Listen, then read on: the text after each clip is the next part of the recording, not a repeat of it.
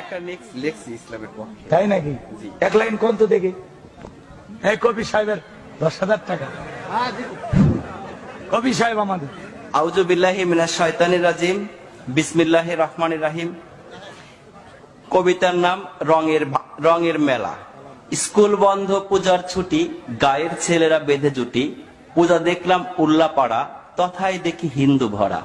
দেখলাম গিয়ে মাটির মানব, মানব তো নয় দেখতে দানব।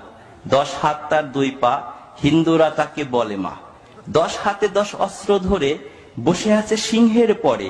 সে বলিতে পারে না কথা, সবাই পায়ে নোয়ায় মাথা। গলায় দিয়া ফুলের মালা, খাওয়ায় তাকে দুধ কলা। ভক্তি শ্রদ্ধা করে মান, বাক শক্তি নাইকো প্রাণ। প্রাণ নেই তবু কেমনে মরে, নিয়ে যায় তাকে নদীর তীরে।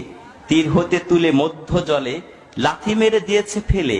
এখানেই মোর মনের কথা, মাকে কেন দিলে ব্যথা? করছো কেন রঙের মেলা? এগুলো তো ভাঙাচুরা খেলা। এই খেলাতে নেই কো লাভ, এই খেলাতে শুধুই পাপ। পাল্টিয়ে ফেলো মত, হও শেষ নবীর উম্মত, খোদাকে মানো প্রভু।